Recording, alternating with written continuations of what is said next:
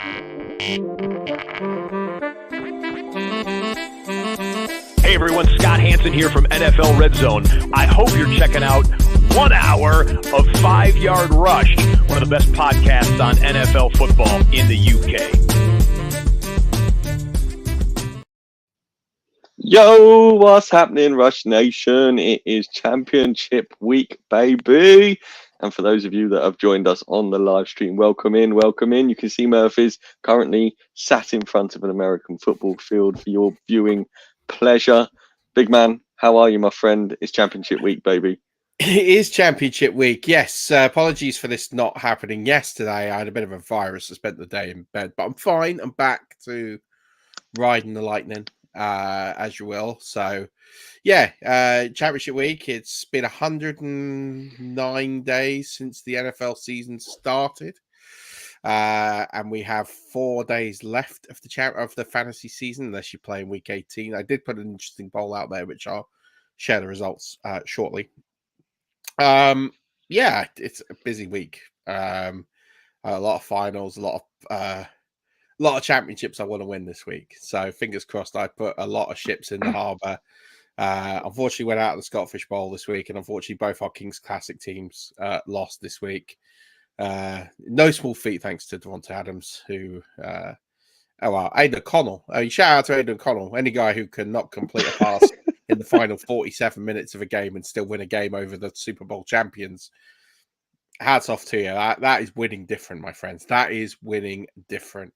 How many pass attempts did he have? Well, after the point where he stopped completing them. Yeah. I think he missed. I have to tell you, I have to look it up. It was at least 15. No. Yeah, it was a lot. I mean, he missed a lot of consecutive passes. Let me look up. I'll give you an exact number. I might have to go back and actually count them, but let me give you a rough. Let me give you a number. So his stat line on the day was 9 of 21. The 9th completion was for a yard. He had 9 of 21 for 62 yards. He didn't complete. Okay, so it's not quite as many as I thought, because he only missed 13 passes. So he didn't complete. Let me find. Right. It doesn't matter how many, really. That's too many. Yeah, I mean, So he completed on the last pass he completed was for 1 yard, and that was when they went 3-0 up right before the field goal. So he completes the 1 yard pass on the 7 to move the ball to the 6, where Carlson kicks a 24-yard field goal to put them up 3-0 in a game that finished 20-14. So he missed 1, 2, 3. 4, and there's we're going to exclude the kneel. That's not a pass. 5, 6, 7, 8, 9. This is wild audio. 10 and video. I mean, if yeah, you're lucky 11. to watch this. 11. 11 consecutive missed passes. I wonder what the record is for a single game of consecutive missed passes. It means he started 9 of 10 and then finished 9 of 21. Did someone just switch him off? Like, what happened? He was just bad. He just was awful. Do you know what's funny is Patrick Mahomes was absolutely terrible in this game, and yet still looked like a Super Bowl MVP compared to Aidan O'Connell, and yet still won the game. And if you started Devonta Adams, you probably lost. I did win a couple of matchups where I did start him, but man, it was not pretty. So yeah, but we got a lot of championships to fight for. I'm really excited for this week. It's a culmination of all the work, not just the last 109 days, but of probably the 200 or so days preceding that goes into the content that we produce and the research and the projections and and everything else. So it's an exciting time of year. I'm glad. I guess at this point in the year, I'm really glad that the fantasy season ends because you can just sort of break and you get the rewards of your labor. And then about 2 weeks later, I absolutely miss it.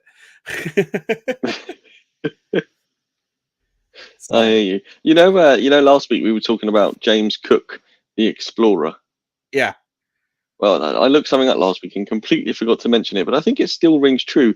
Do you know his first boat that he went on in his big first exploration was called HMS Endeavour? So he's out there doing James Cook things, and we're endeavouring to bring you some ships back to your harbour. I just think it's that's the T-shirt of the week right there. It's just every week. Every week, it's a wardrobe. It's a 17-week wardrobe. We've got you locked in, Rush Nation. Next year, you can wear one a week for the whole fantasy season, and it will never ever be the same. For realsies, love it. Yeah. Have you had anyone play that's gone off in your championship week games, Murph? So Brees Hall, Jetsty. I had a bit of Jetsty that I stashed away in some key matchups that delivered a bit for me last night, which is quite lovely. I had Jerome Ford in a matchup. I benched Jerome Ford in my Jersey league against Lucky Guy Fantasy. Shout out to Martin. Fierce rivalry. It is a 50-50 game that I'm projected to win right now by 0.4 points. I'm not convinced that that's good. Yeah. So I had Brees Hall. He had the Browns D. I left Jerome Ford on the bench and his 26.1 points. So yeah, we'll see what happens. He dropped Joe Flacco. So yeah, I mean it's going to go backwards and forwards. So yeah, it's early days. I think if you started someone last night, you're off to a good start, but I wouldn't say it's.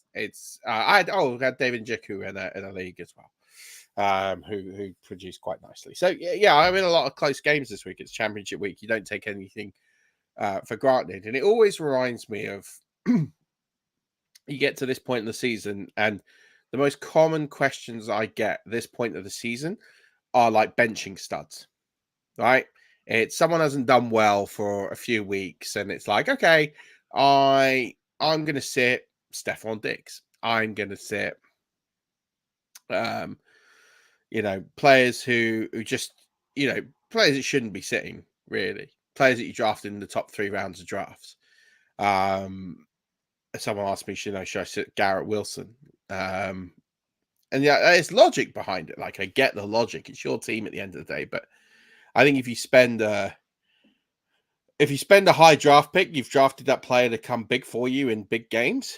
I just don't think I could ever sit a top player and live to see the day that they go off on my bench. I can always live with starting Stephon Diggs and he costs me a championship, then sitting him cost me a championship.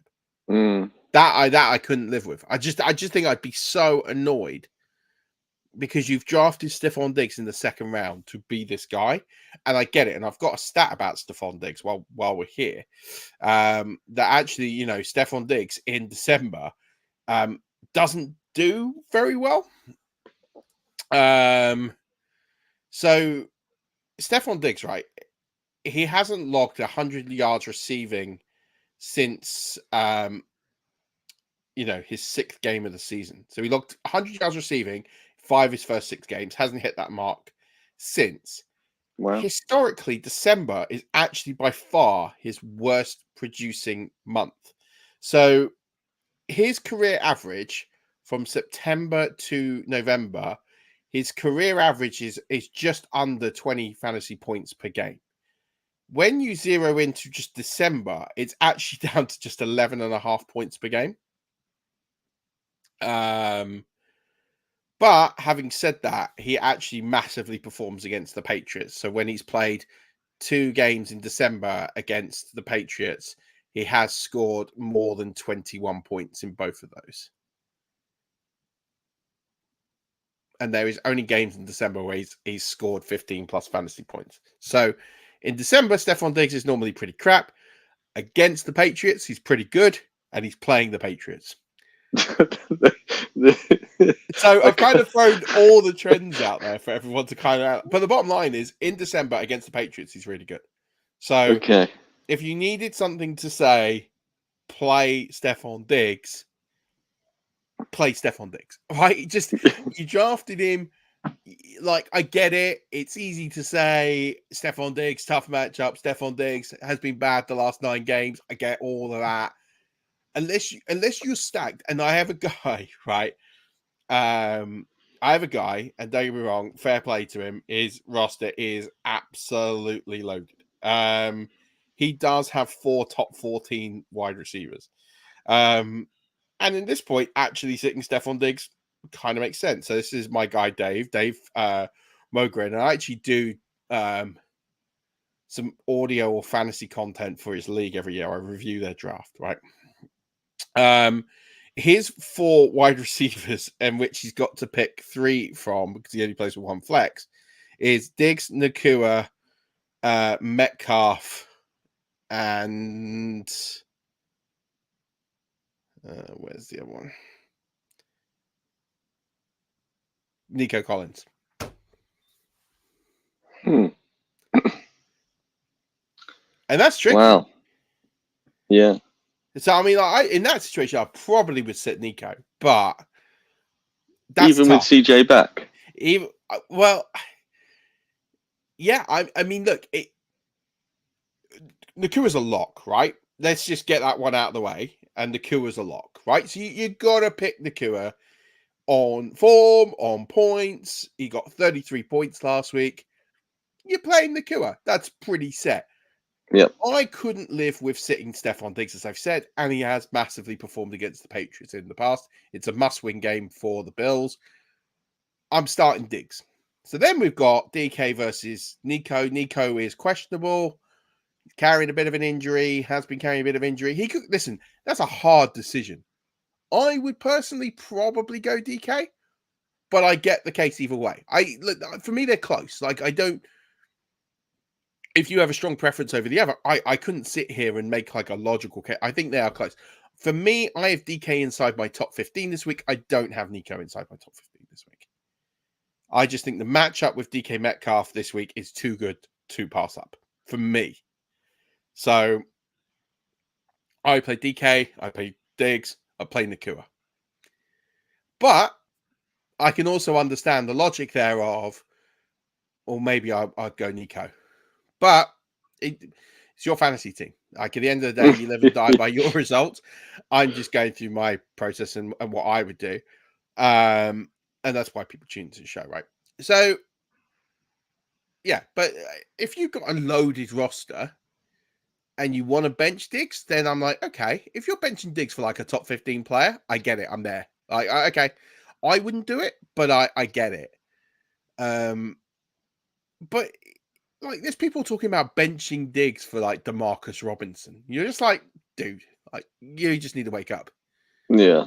Like, you're getting too cute, right? It's just, that is the sort of thing that you'll lose on. So I couldn't do it. I just think, for me, if I have Stephon Diggs, I'm playing Stephon Diggs. Yeah. Almost everywhere. You've gone this far. If you were willing to not trade him by your league's trade deadline when he wasn't performing, then that should tell you everything you need to know, that you believe at some point he's going to come good. Yeah. You just got to hold that hope and belief. And like I said, he's got great form against the Patriots. So the amount of posts and memes I've seen about fantasy final weekend where you don't know who to pick and your lineup is so confusing. It's baffling to me. Like you just said, you've got to this point. Why is it now confusing? You're just overthinking it at this point. Exactly that. You're overthinking it. Like, it's the first week that something is legitimately on the line.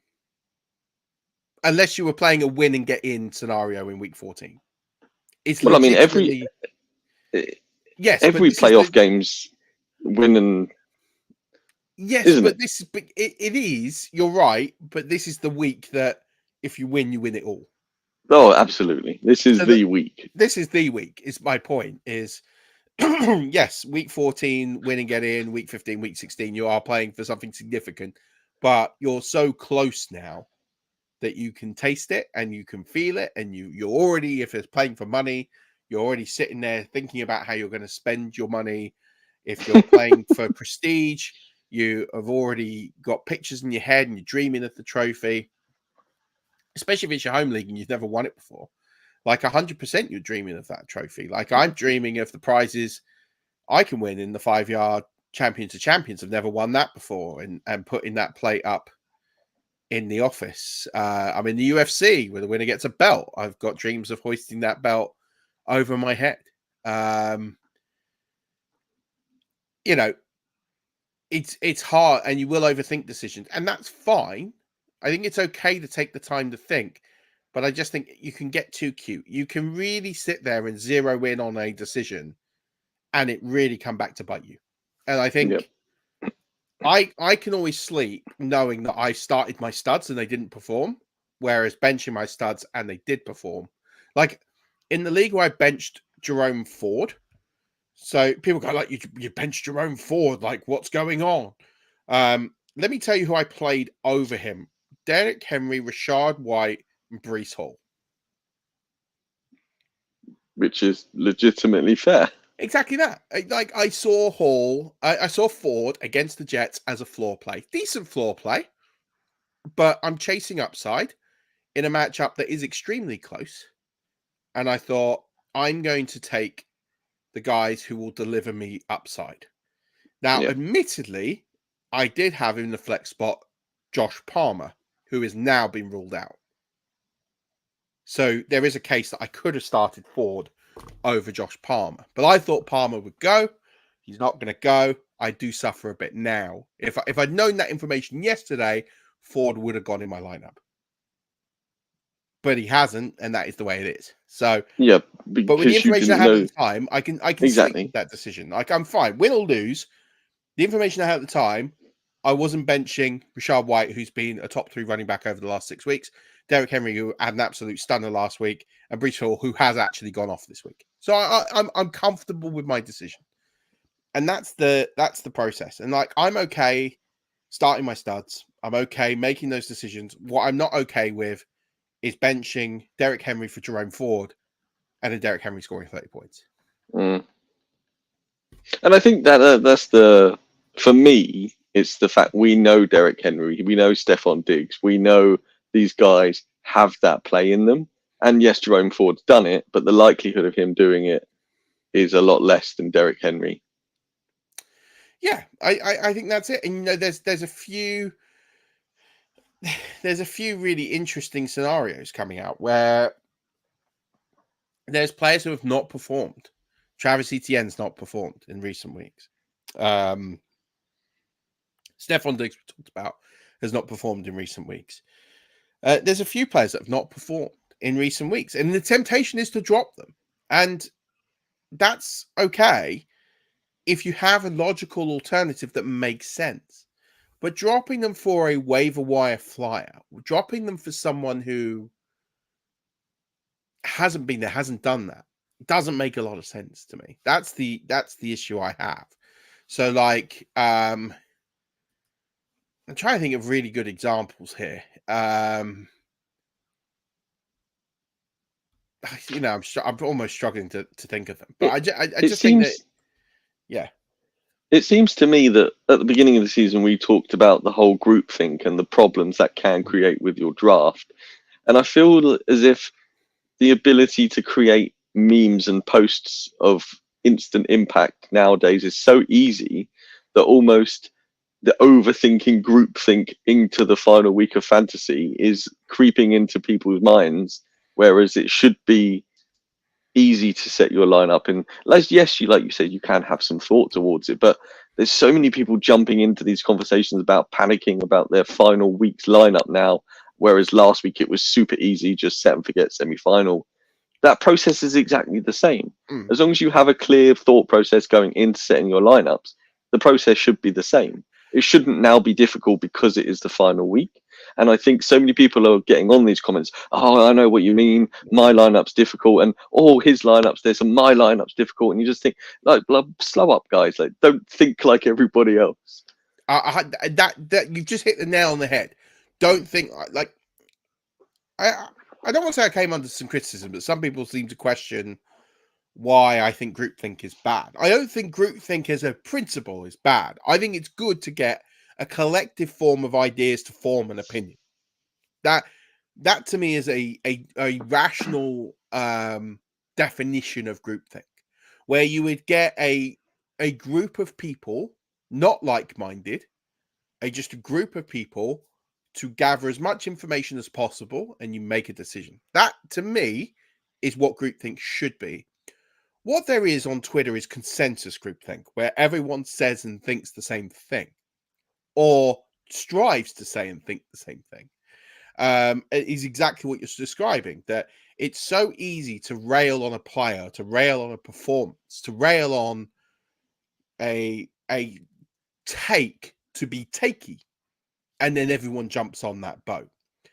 And it's so dangerous, because if you don't have a conclusive thought process or method behind what you do, this is when you make mistakes. Now, I can always live with mistakes based on my own process. You learn from that process. I make mistakes. I'm human.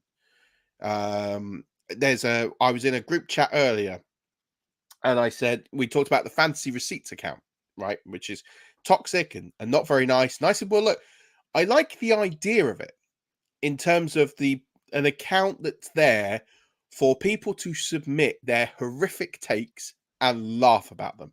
I like that as a concept. I think that's funny. I think it's something we should all strive to do, right? Is if you put a take out there and it's wrong, own it. Like, it's fine. You don't, and be self-deprecating about it. You say, oh my God, what an awful take that was. It's fine to be wrong. You're going to be wrong.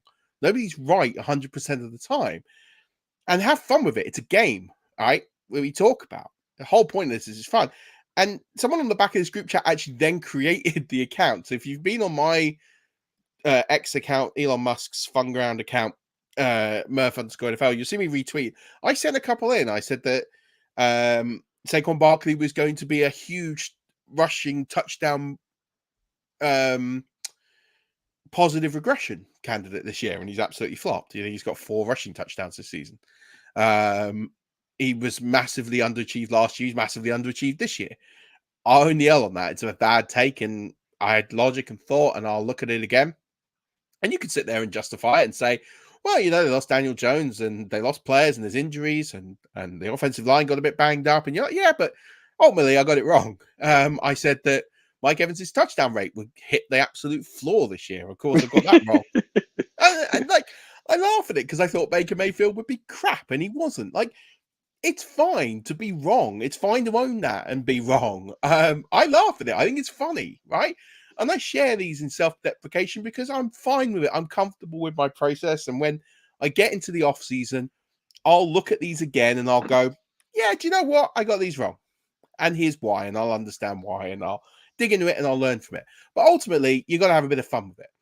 And my issue is that people are scared to be wrong, and people are putting takes out for attention.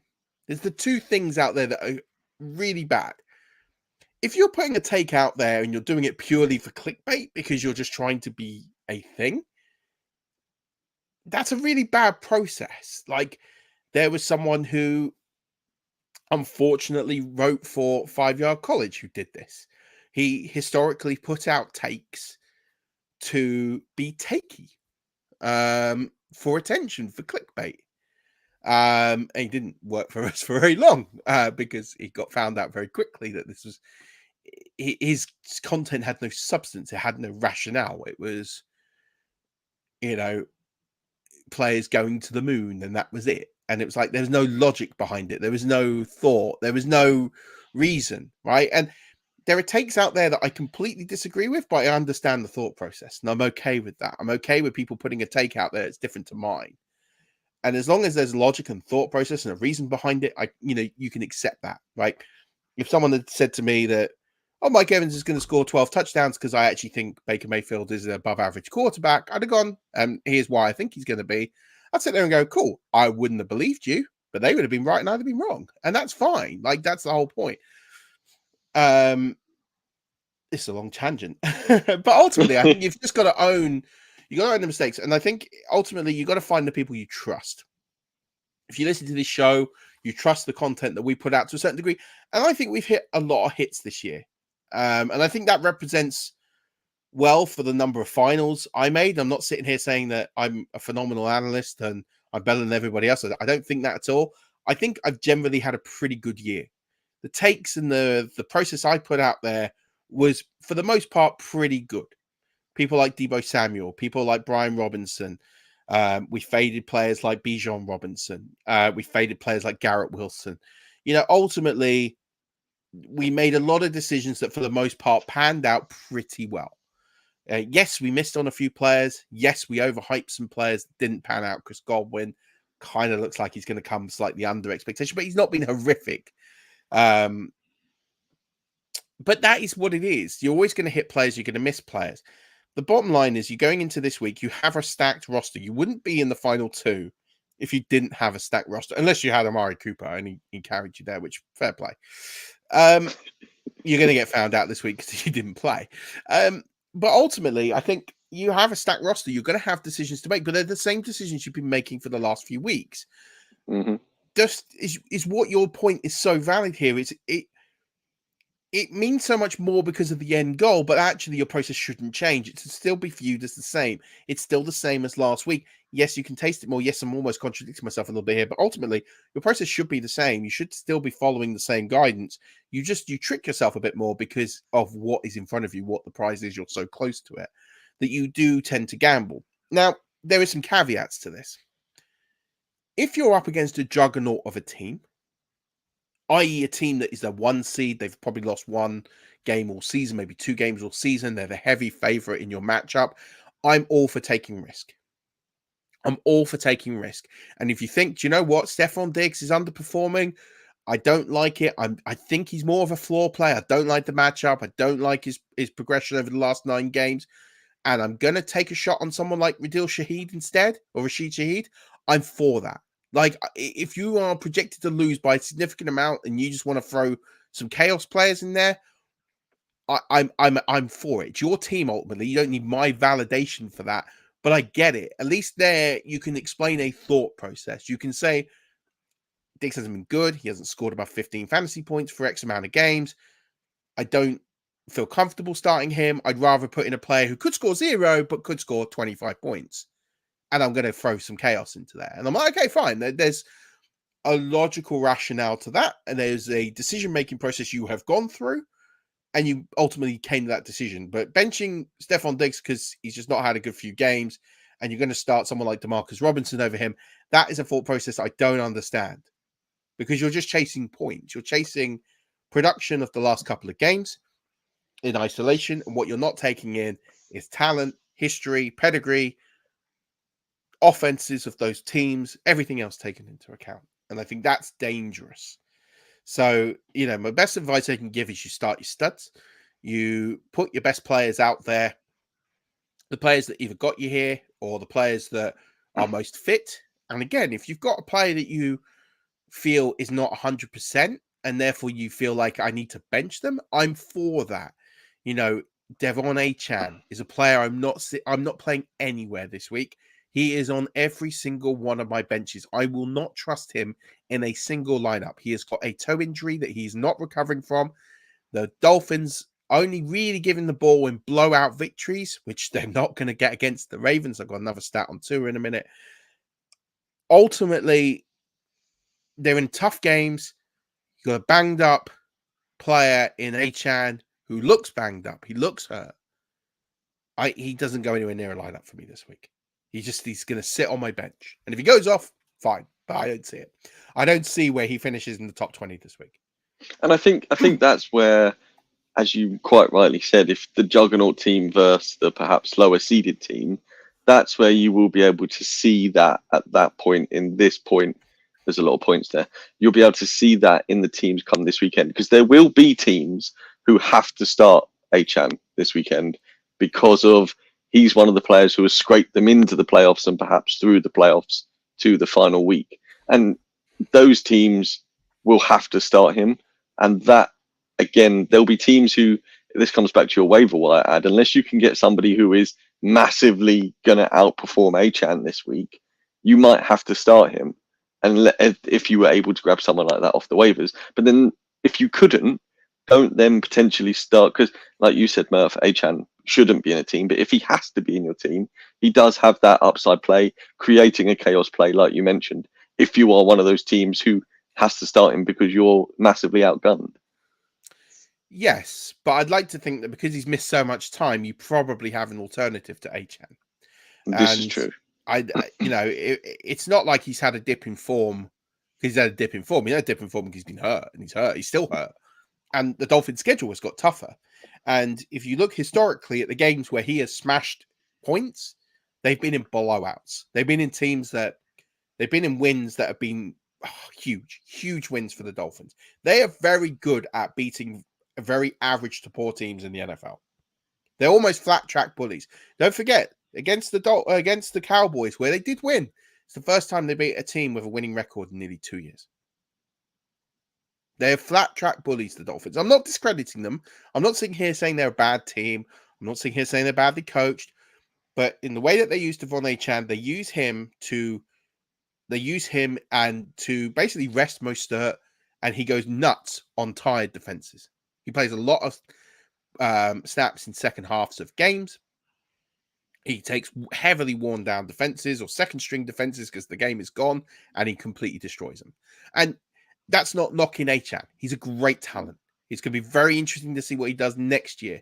But the guy's currently hurt. He has a toe injury, which for a running back is not good. It's not good. He needs his toes. So ultimately, he's got a toe injury in a game where they are not favored to win. They're against the 1 seed in the NFC, who completely destroyed the 49ers, by the way, in what was supposed to be this titanical clash of 2 elite teams. That was men versus boys. You want to talk about an absolute demolition? I've never seen anything like it. Those 2 teams were so far apart. It was scary. And all the hate that Lamar Jackson has gotten this year and all the disrespect that he's gotten, I hope people just went, do you know what? I got it wrong. Because he looked elite. He looked elite. Well, the defense looked elite. The whole team looked elite. They looked like a brilliantly well-run team. How many front offices are absolutely kicking themselves right now with the ability to go and talk to Lamar Jackson in the offseason and just saying, "No, I'm good." It's crazy. So funny enough, right? So I was going through and I was looking at some bad takes I made this year. And you know what take I did make this year was that the Ravens would win the Super Bowl. All right, I put them against the Vikings in the NFC, which, all right, probably not going to happen. And I had Lamar Jackson as the MVP. Well, that's a bad take. I mean, I got a lot of things wrong this year, but I feel like that's going to happen. I feel like that they are the best team in football right now. It's going to take something to stop them, but I do think he ends up as the MVP. It's going to take, if they beat the Dolphins, they pretty much lock the 1 seed, I believe. I could be wrong. I need to double check the permutations, but I'm pretty sure they're or thereabouts on the 1 seed. And then I think that gives him the MVP. Because if San Francisco end up as the 1 seed in the NFC, you just have to look at that game, and that will decide it. That will decide it. But we'll see what happens. I do want to give people some actionable insight. I talked about Tua. I want to get onto this because I talked about Tua against good teams. I want to talk about Tua in the cold, right? So we talked last week about Jared Goff in the cold. Yep. And I said, he's just bad. When it's cold, he's really bad. And then look, he had a good game last week because it wasn't in the cold, right?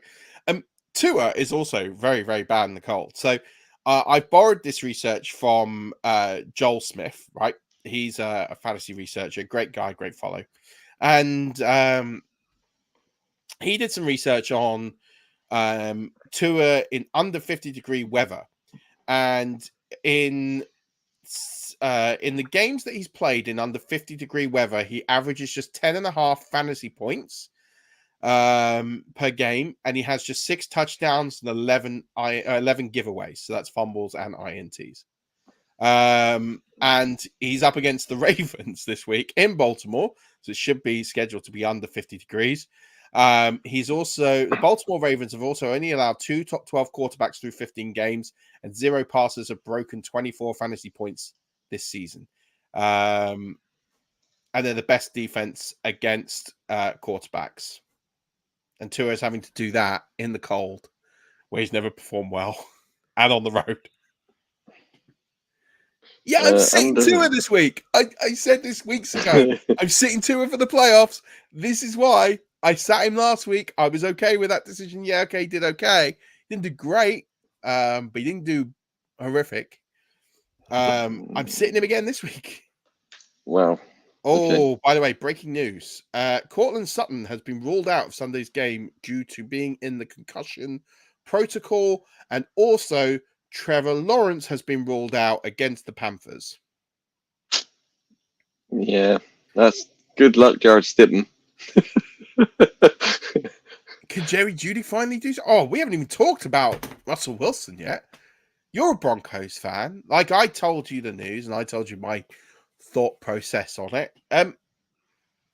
Russell Wilson is likely going to be cut. I don't know how they're going to do it financially, and I'll talk about why. What do you think, as a Broncos fan? What do you think? Do you think this is? I mean, it's got to be a shock. But what is your thought now you've had time to think about it?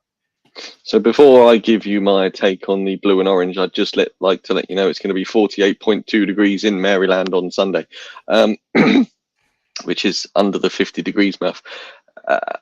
So Broncos fan, I never liked the trade when we did it, and that I was vocal about that. I wasn't a fan of giving up what we gave up for the aging Russell Wilson. When it's all hindsight and hearsay, but if you could have told me the following season we could have given up 2 firsts to get Lamar Jackson, then yeah, 2 winning seasons for a player who costs so much with a huge salary where we haven't made the playoffs. I think that's the cost of going forward. And if he gets injury, I just think financially, Murph, this for a player that we no longer want, which is blatantly obvious because you wouldn't sit a player you were willing to continue to play, right? Unless you think he's going to get injured because of the injury clause and the money related. Is this financially the best point for us to give up on him by sitting him now? Look, you're sitting him because if he gets hurt, his contract is fully guaranteed. So ultimately, you sit him. The thought process originally was, well, you're giving yourself time to make a decision, which makes sense, right? You're not playing for anything this year. You're 1% chance of making the playoffs. I don't think you've officially been eliminated, but it looks very unlikely you're going to make the playoffs. So you're like, okay, you're buying yourself some time to make a decision, and you're taking the guaranteed contract off the table for now. News has then since come out that you're going to cut him. Now, that shocks me in a lot of ways. One, I don't understand why you would leak that so soon and now when you've got so much time to reflect and make a decision. And then you have the financial implications. So he's under contract next season for $36 million. The guarantee part is for future money, as far as I understand. If you cut him, you are going to take an $85 million hit, which you're already on the hook for some of that money anyway. Where it leads out to where you currently are in terms of over the cap, because the Broncos are projected to be 18 million over the cap based on the projected cap number. We don't know what the cap number is for 2024. So that's why it's all projected, because we don't actually know. It's just an estimation. So you're projected to be, with that 85 million cap hit, 67 million over the cap. Now, you have 43 players on your roster, top 51 count. You're going to have to spend another 7 to 9 million on draft picks, give or take. Again, that's an approximation. So you add that in, you're about 75 million over the cap. So you're at this point now where you lose the trade. The trade's done, right? It's a spent cost. But actually, to facilitate getting rid of him, you have to blow up the roster. So the list of players that I worked out that you would need to trade or to cut to get close to a break even for the cap. Now, there might be some clever ways of doing this. You could defer the cut till June 1, and you can defer some of that money in the future years and borrow a credit card, but that would be stupid. Effectively, the way I look at this now is you're in a full rebuild, and you're going to blow up 2024. So this is not only a trade that's not worked for a couple of years, it's costing you next year at a very minimum, probably costs you the year after as well. So I worked out that these are the players that not ideally, but the players you're looking at that have value that you will need to cut or trade. Cortland Sutton, because he'll save you close to 10 million. Justin Simmons, who's arguably your best defensive player, because he'll save you 14.5 million. Garrett Bowles, 16 million. DJ Jones, 10 million. Tim Patrick saving 10 million. That I can see, like, he's injured. He never plays. Like, I can see you cutting him and saving 10 million. That kind of makes sense. And Jared Stidham, you can save 5 million cutting him. That kind of makes sense too. So if you cut or trade those players, that gets you 65, a little over 65 million. And then you're about 10. You can restructure some contracts. But effectively, that's your whole team. That's all your best players all gone to facilitate this. So, like, you're either going to have to restructure contracts and put loads of money in the future years to make this work, which you're then going to be in this New Orleans state where you're maxing out the credit card and you're leveraging against future years, which is fine when you're trying to win a championship. Like, I get that. The Bucks did that, right?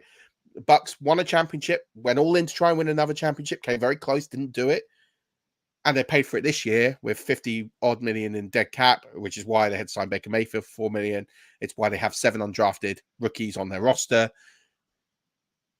But what they've done is they paid the credit card in one go, and they might still in fact, they're likely to make the playoffs. So ultimately, it's kind of worked. The risk versus the reward was there. They didn't win that second ring. They came very close. They were one Cooper Cup play away from progressing, and then I think they probably win out to get there.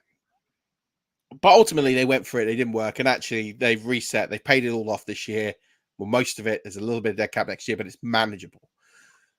The Broncos should do a similar approach, but it does mean blowing up the team. And then it's like, well, what do you do? And it's like, well, this is why it doesn't make sense to me. Like, I would keep Russ. Like, he's under contract. I get that, but you're paying him anyway.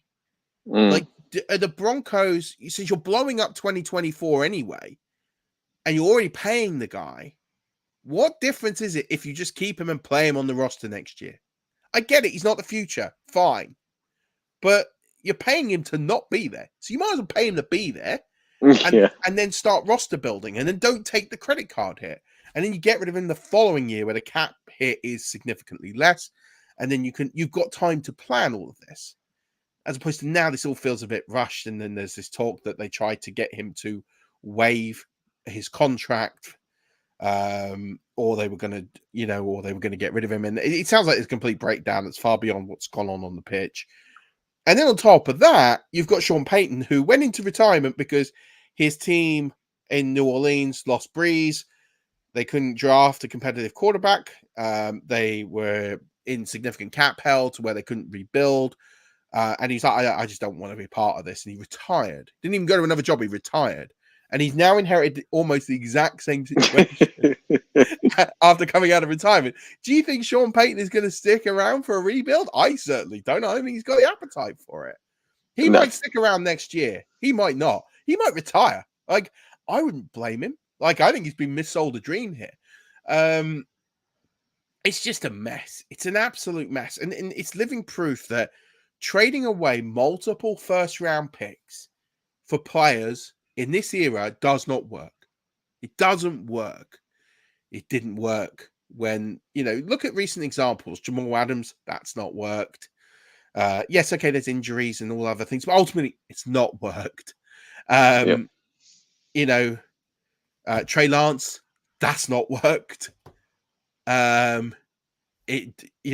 It's not worked here for Russell Wilson. There's many examples we could go through history of multiple first-round pick players where it's not. I'm sure there's one or two. I'm sure there's instances where I can think of one, and that's when the Buccaneers traded multiple first-round picks for John Gruden, and then the first year wins the Super Bowl. That worked. All right, fair enough. But there aren't many instances where trading multiple first-round picks works, and ultimately, it's just a mess. I said I didn't think he'd get cut. I don't understand how they can cut him. No. I still don't understand. I don't really follow the cap financial side too much, so your breakdown was perfect for what I needed to know.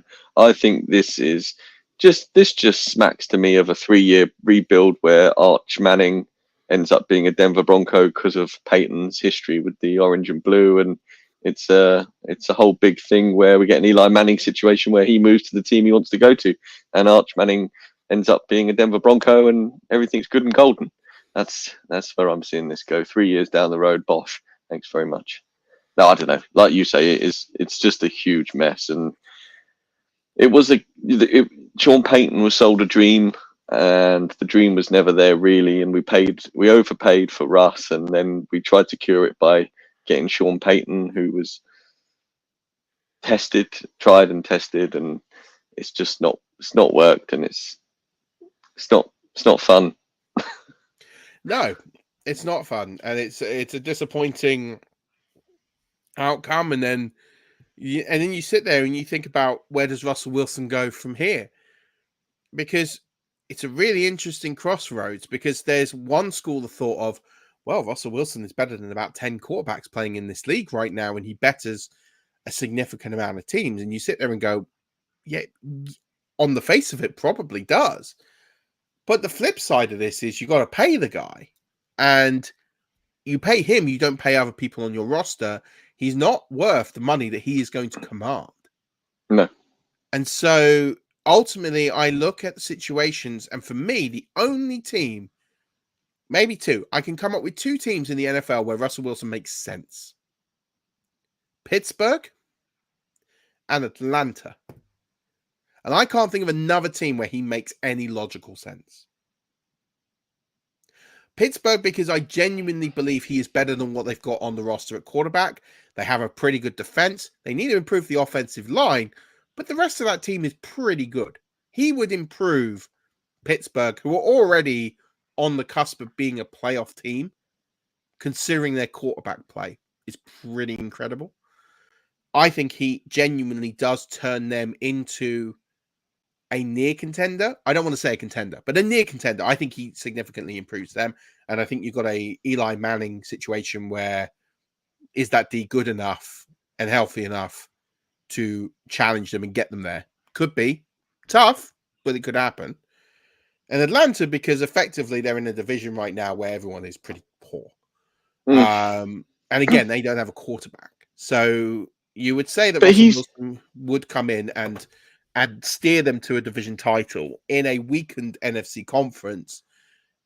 How far does he get? I don't know.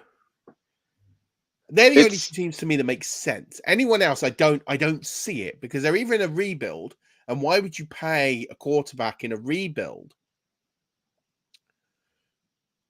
and not be able to complete the rebuild because you don't have the money? Because that's what it would take. Or, well, that's exactly what Denver are going to be doing. Yeah, but exactly that. But this is where, were Denver a quarterback away from challenging? No. Ultimately, they're in a division that is the worst in football in terms of the quality. And then, when I say the worst, like the toughest, is what I mean. Like, yeah. You're up against, and I get it, they made a big move to take on Patrick Mahomes and the Chiefs, right? And then the Chargers haven't been what they were supposed to be, but on paper they look loaded. But teams in that division have gone all out to try and perform, and it's not worked. The Chargers, the Raiders, and the Broncos have all gone out and made big moves and they've all failed. And ultimately, you have to look at, is making a big move like that actually detrimental more often than not? And it is, because the quarterback should be the last piece of the puzzle. That should be the last piece on the puzzle to solve, and then you get better. You build the offensive line, you build the defensive line, you start to bring in the weapons, and then you bring in the quarterback. And you either bring him in through the draft, and you get that rookie contract for 4 or 5 years, which is the greatest advantage you have in sports. And let's not forget that the Legion of Doom or Legion of Boom, that's Seattle. It's Animal and Hawk. The Seattle defense was as loaded as it was because Russ was earning a pittance because he was on a rookie contract. Having that rookie contract is a significant advantage for any sports team. The 49ers are absolutely loaded because they pay Brock Purdy $780,000 a year. Yes, sir. Ultimately, they are loaded because of that. They're not having to pay a quarterback significant money. It is a strategic, significant advantage that if you can get a quarterback and your roster is nearly complete, that you can go over the top on it. Same as the Eagles, Jalen Hurts. Jalen Hurts, again, rookie contract and making the most of it. And again, these are the advantages that you have by having a rookie quarterback. If you can't do that, then it's okay to pay a significantly good quarterback to get you over the line. This is a harder model to work out. Obviously, the Buccaneers got very lucky with getting Tom Brady, and that plan worked highly significantly for them. You'd argue that Matt Stafford with the Detroit Lions through trade, that worked out significantly for the Rams as well. And then you've got the Chiefs and Patrick Mahomes, who they paid him a significant amount of money because he's one of the best to ever do it. All of that makes sense. But yeah, it's a difficult one. I just don't understand the cutting him part. That's the part I don't get. I would keep him. I would play him. I would keep him. And I get it. He's not great. I get it. But ultimately, you're paying for him anyway. And I don't understand why you would give up 4 or 5 of your best players to pay for not having him. Like, that to me is ludicrous. That's the part of the equation that nobody's talking about that I don't understand. That if the choice was I keep Russ and play for a year with Russ, but I get to keep Simmons and Sutton and Bollers and Clark, I'm doing that. But this is the ultimate subtraction through ultimate subtraction. Like, those guys probably have to go to pay for not having. Like, that's the part that makes no sense. Is those guys probably have to go to pay for not having Russell Wilson, unless they find a more creative way that I can't find. And they're smarter guys than me. I'm not doubting that. There probably is a more creative way. I just don't see it right now. And even if there is, it probably isn't enough of a financial benefit to not play him. Because when you look at the metrics and statistics and stuff, Denver actually haven't been that bad in some of the offensive metrics this year in regards to touchdowns and everything like that. They just, like you said, they went into a division in which is the worst to try and compete. And ironically, the teams in that division who are stacked to try and compete can't even compete with a team that is playing historically poor over the last 5 years for the Kansas City Chiefs. Let's be real for a minute, right? Take the money that he earns off the table. And I get it's hard. Take the money he earns off the table. Is Russell Wilson a bottom 5 quarterback in this league? No. Right. Is he a bottom 10 quarterback in this league? No, I don't think he is. I think he's top. I think he's a top half quarterback in the league. It's just hard for me to value him at true fair value because of what we thought as Denver fans was going to happen at the start of the season. I think he's bang average. I think he is bang average. I think he's somewhere between 15 and 18. I think he's average. Now, I get it. He earned mega money for a bang average quarterback. I get it's a bad deal. Are Denver going to get anybody any better next season? No. Can't afford to. Not for free. No. And you're not drafting one because you're not picking high enough. He's won just enough games to really screw the organization. So this is what I mean, is you're going to pay him to not play for you, and you're going to get worse at 4, maybe 5 positions. This is where you're biting your nose off to spite your face, Denver. That is ultimately what is going on. Is I get it. You don't like the guy, you don't want him there. I get all of that. But you really are blowing up the 24, maybe the 25 season, and you're blowing up and getting rid of some of your best players. Is he really that bad? Like really on the heart of it, is he really that cancerous to the organization? If he is, fine. But you're paying the biggest price of all. Yeah. Like, this is just what I don't get. It's just anyway, we've talked enough about it. We talked like 15 minutes about Russ Wilson. It doesn't help you win championships this week. I do want to give some actual insight. I'll do this now. All right, I want to talk about wide receiver and quarterback matchups this week. And just as I do that, I get the wheel of death. I might have to. There we go. It's taking a sweet time. I might have to leave this on my phone. Can you still hear me? Yeah, you're there. Okay. Yeah, I just sort of got the wheel of death. I'm going to do this on my phone. I want to just talk about some matchups that I have highlighted, because I think these are really key. Last week I put some matchups together, and the ones I said that were the most challenging were really ones that were really, all of them significantly underperformed their expectations. The really challenging matchups this week, and this is an important one to know for championship week. Rashee Rice, he's up against Mike Hilton. That is a really, really, really tough matchup. I think the ECR has him inside the top 12 at the moment this week, which I don't understand. So I'm like, I'm well out on. I'm not out. Like, I'm starting Rashee Rice, but I think his ceiling is highly compromised this week. Odell Beckham Jr., if he was anywhere near your starting lineups, he needs to go. He's got Jalen Ramsey. But T. Higgins is a really interesting one. He has L'Jarius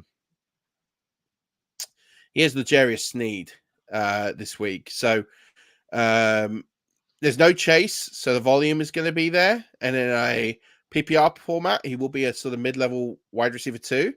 But in a half point or a standard, his ceiling is highly compromised this week, because Sneed has been a great corner this week. So just be a little bit careful of that matchup this week. Nice.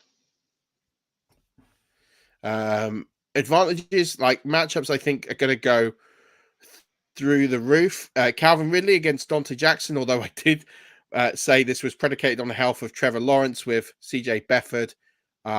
You might want to be a little bit careful this week with that. But I still think it's a great matchup. I still think if CJ Beathard puts the ball in the air, we saw it. Look, CJ Beathard found him for a touchdown last week when he came in. He was clearly Beathard's favorite target. So I'm down on it a little bit more, but ultimately I'm still there. I'm still starting Ridley, even with Beathard playing. But I think it's wheels up Travis Etienne this week. I think he's going to get heavily used, especially in a matchup against the Panthers.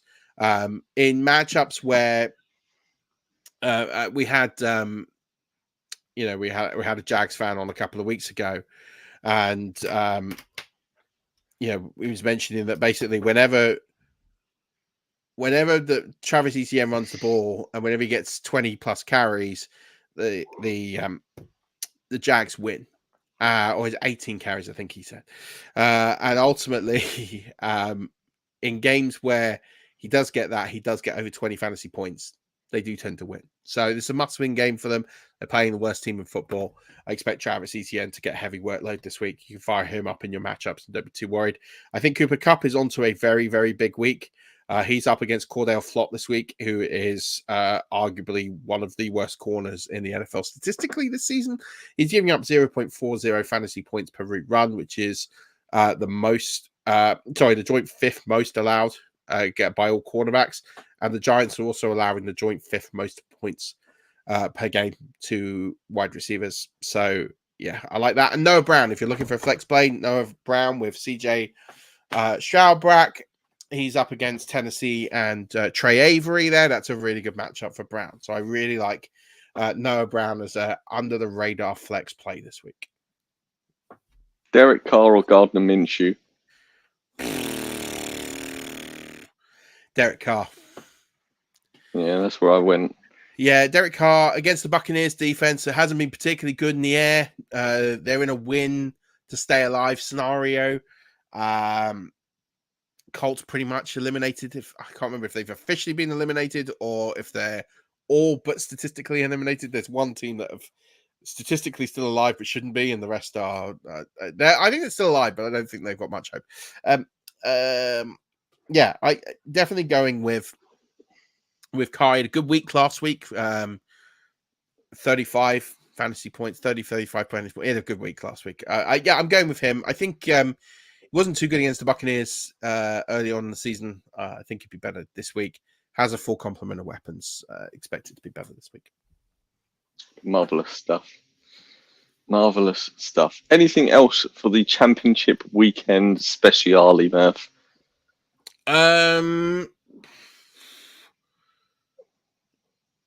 Let's see. A lot of question around Bijan Robinson, but with Taylor Heineke, he got 10 targets last week.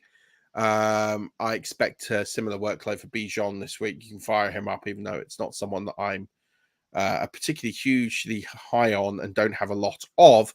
I do think this is a good matchup for him this week against the Bears.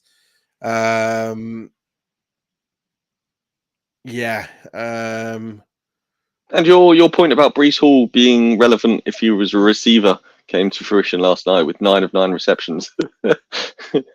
So there you go. So I mean, 80% of his points second half of the season have come as a receiver. Did slightly better in the run game last night. I think for me, you're looking at him and thinking that's someone who that's his skill set. He's had a phenomenal season. You have to look at him and say in Dynasty's probably the RB1, RB2 in Dynasty. He's got to be up there.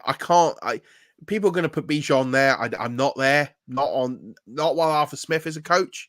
And listen, anyone that's a Bijan Robinson fan should be cheering Tampa this weekend. Tampa win the division. That will likely see the end of Arthur Smith. That might free Bijan Robinson. That might change my thinking. I do believe Arthur Smith gets fired if he loses the division to the Buccaneers with a $4 million quarterback and 7 undrafted rookies. And I think you should. I think anyone that loses a division to that ragtag, a bunch of players, pretty much says it all. I know they've got some great players, but 7 undrafted rookies. You got players that very lowly drafted, like Yaya Diaby, who's absolutely smashing it right now. Christian Itzen, who's up there, is one of the best statistical safety / cornerbacks in football. Was a walk-on. It's just ridiculous. So I think Arthur Smith will go, but I think you're looking at Breece Hall now. If he can stay healthy, really, ideally, you don't want to see him play next week. You want to see him benched or just heavily reduced and come in the next season and be a lot better. And I think he's up there as one of the top 2 in Dynasty running backs. But yeah, again, if you followed this podcast, I think we've given you a lot of actionable advice over recent weeks. That's why I kind of called the trends this week, because your rosters are your rosters. There's not much you can do. You can't make any trades. There's not much on the free agency waiver wire this week. Ultimately, I think most people know who they're going to start by now. They probably set lineups. So I think really it's just about don't let groupthink, and especially bad takes, cloud your judgment. Sit down and really work through your decision-making process and make those critical decisions. Start your studs where possible. Throw some chaos players in if you're an underdog and hope for the best. And have fun, ultimately. It's a game. Have a lot of fun. Try and win some ships. Good luck to everybody who's out there fighting. Well done on getting this far. I got a lot of finals, so I hope that the people I'm up against lose spectacularly. I want to win. I want to tell you. Thankfully, Murphy, you and I are not faced off in any finals this year, which is No, always we're nice. not. We're not faced off in any finals. I am in the final of your home league. I'm trying to take your title from you. Obviously, Hey, look, not listen, I took that title away from myself when I drafted old people. So, yes. And then also, I don't know if regular listeners to the show will remember Joel, our commissioner extraordinaire, who came on early in the season. And shout out to Joel, again, a phenomenal season commissioning. He's up against Adam Rank in the toilet bowl game. Which is great. And I'm in the championship game. So he made a nice sort of snippy remark about how I'd never been to his bowl game. I don't know if it was on here or if it was in the draft video, but let's just say I took that. I kept the receipt, as the kids would say. I'm in the championship this week. It's a 50-50. I'm actually playing the guy who I replaced in the league, and then he's come back. It's a redraft. It's not a dynasty. So, like, he left, I took his spot, and then someone else left, and he came back. So, interesting times ahead to see if I can take down that one. But at least I've become the best fantasy analyst called Adam in that league for the second consecutive year, which is always fun. So if I'm playing you this week, I hope your lineup against me stinks to high heaven. I've got 3 fantasy care eliminators that I'm including my own. What a terrible host. I put up a prize. And now you're going to take it back. Which is a champion's t-shirt. And I'm up against Johnny. So if I win it, I either have to buy a shirt for myself or not buy one. Yeah. It's quite embarrassing buying a shirt for yourself. Hey, but you got there, my friend. Well, I haven't won it yet. I might lose. He put up a bigger score than me last week, so we'll see. But yeah, it's a fun time of year, and like, thank you to everyone who has partaken, who has listened, who has sent questions, who has interacted in the pod anyway, listened to 5 minutes, shared, told friends, guested, anyway, in any way that you've been part of this podcast. We appreciate you. Also, it would be remiss of me to not mention some wonderful people who are leaving our family this year. Makes it sound like they're dying. They're not dying. But the wonderful Rob and Pitsy are hanging up their microphones and stands. If you missed it, the final Fast Action Friday aired earlier today. And you know, we got to know Pitsy through interactions early on in this podcast. And we both have become very close to Pitsy over the years. And then he brought Rob involved, and Rob has been running the social media accounts. Both guys are just A1 guys, right? Absolutely 2 of the best blokes in our family, in the community, selfless, tirelessly working to create content for others, to have come up with great ideas. Pitsy was part of the UK FFC kickoff and did a lot of work behind the scenes that he gets absolutely zero credit for. Rob has curated and edited thousands of hours of content and articles, and has selflessly put this family above his own at times. And from the bottom of my heart, I wanted to just thank them both for their incredible attitude, service, commitment, but also just friends forever. Genuinely top quality blokes who I love in my heart and always will forever. And the door's never closed. And if their situations change, they're always welcome to come back. We never close the door on many people here. Some people leave to go on to do better things. Some people go to put day jobs, family, etc. But just gonna miss them. But at the same point, I just wanted to take this opportunity to thank them both for incredible work over the years and for being great counsel, great friends, and great colleagues, and just great people. So I you know, it's never great to say goodbye, but just a massive thank you from the bottom of my heart. I know you've probably got a few words you want to share as well. 100%. They've been some of the OGs from when 5 Yard turned from the kitchen table hobby of a couple of fellas to taking on staff and creating more podcasts and websites. And what people don't understand from the podcast side of things when creating podcasts is it is not just a plug and play sort of thing. There is so much more that goes into creating a podcast and a brand that we are lucky enough to be able to call 5 Yard these days. And none of that would have been able to happen the way it has without Pitsy and Rob. And like you said, Murph, a couple of guys that, regardless of situation, I will always have in my phone book, and they will always be my friends, and I will always speak to them. And 5 Yard won't be the same. It's like when Rich left and now Pitsy and Rob are leaving. 5 Yard will not be the same without them. So it is a massive thank you from me, and you said so, Murph. And we'll carry on. We'll keep striving, but there will be a Pitsy and Rob shaped hole somewhere in that star-spangled banner that you see above our glorious faces, Murph. So yeah, massive thank you to you guys. We are going to miss you greatly, but as Murph said, the door is never closed. So you are welcome back at any point, fellas. But yeah, a massive thank you. And if you two are in any ships this year, we wish you glorious endeavors. And talking of endeavors, Murph, the HMS Endeavour that we are both aboard this week is looking forward to tying itself up against other ships that we've acquired this weekend in the 5 Yard Harbour. It's that time of year where we get to celebrate amongst friends and I guess revel against the enemies of the fantasy football community that we love so much, right?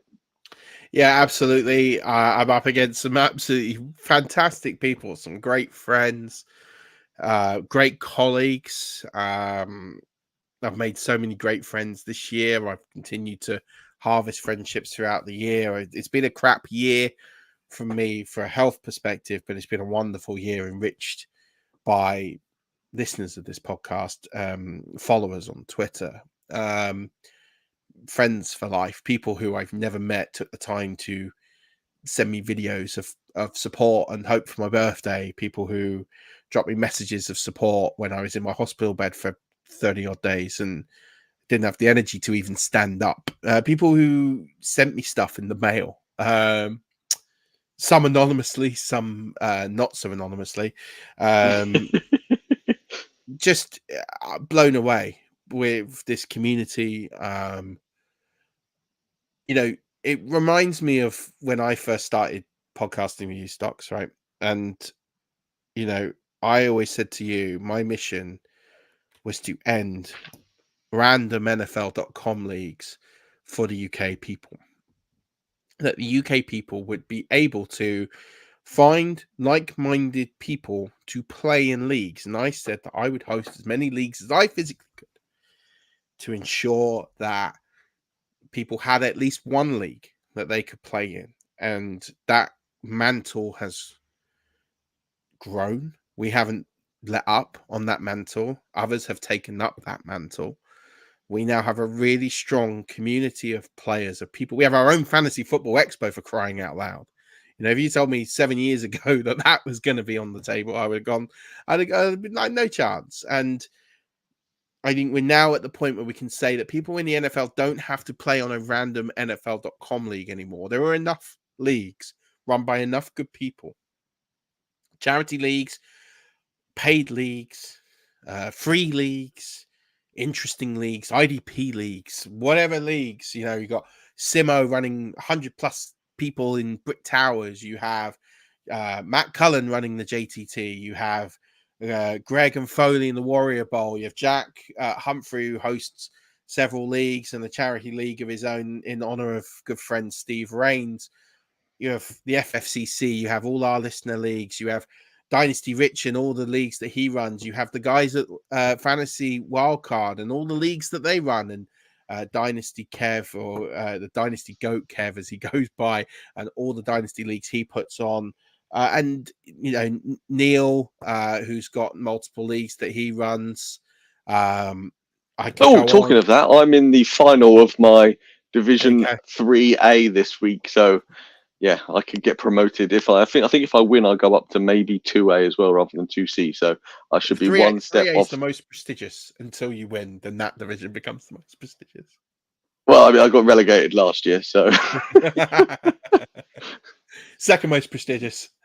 Yeah, that's it. I love it. But yeah, Neil Elliott, all these guys running, and there's many more. And if I haven't, Pestil's run a charity league. Stephen, gaming teacher, Johnny Edwards, Orkney Bowl. There's so many others, I'm sorry, I can't keep going. All of you that run leagues, just thank you for growing our community, servicing our community, to making sure that people don't have to play on a random NFL.com league. Like, the bottom of my heart, that was the one thing I really wanted for people, was they didn't have to play in crap leagues that were heavily abandoned. And now we have a huge array of interesting, phenomenally run leagues. And yes, there's one or two bad apples. I understand that. Ultimately, there's a lot of really good people who do a phenomenal job. So my thanks to all of you who run leagues, who play in leagues, who keep things interesting. Just, yeah, I love this community. I love to be part of it. I feel a great responsibility towards it. I don't take that lightly.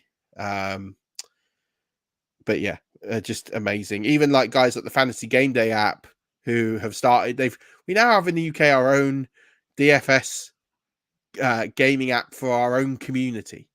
Like, it's wild how good this community is and how much it's grown, and how thankful that we are as people who might have been early to it, might have helped grow it in some capacity. I think just to be part of it in some way is an incredible honor and feat. And for that, I'll always be proud, regardless of whether we do one more podcast or 1,000 more podcasts.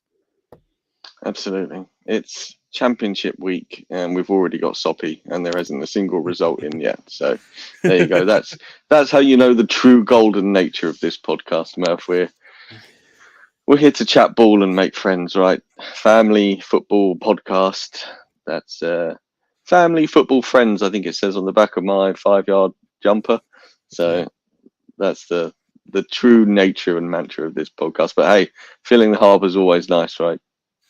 Yeah, and fingers crossed there'll be 15 or 16 in my harbour tomorrow or next week, and I'll be victory lapping to heart's content next week. That's not going to happen. I'm not going to win them all, but listen, if I can take a few down, I'll be very, very happy. We'll see how I end up. Yeah, there's obviously some leagues in there that mean a bit more to me than others. With no disrespect to any of them that I'm in, but nevertheless, a fantasy title is a fantasy title. It's well earned. It's not fluke at this stage of the season. Yeah, hard work, grit, determination get you there. You've outlasted a lot of people to get to where you are. Good luck to those who are in the Scottish. Well, shout out to Paul FF Goat Ball, the one of the last two remaining in the UK who's made it through to the Scottish World Final. He's repping 5-yard. Go Paul, bring it home for all of us. If he wins, he doesn't know this yet. He's going to come on the pod next week.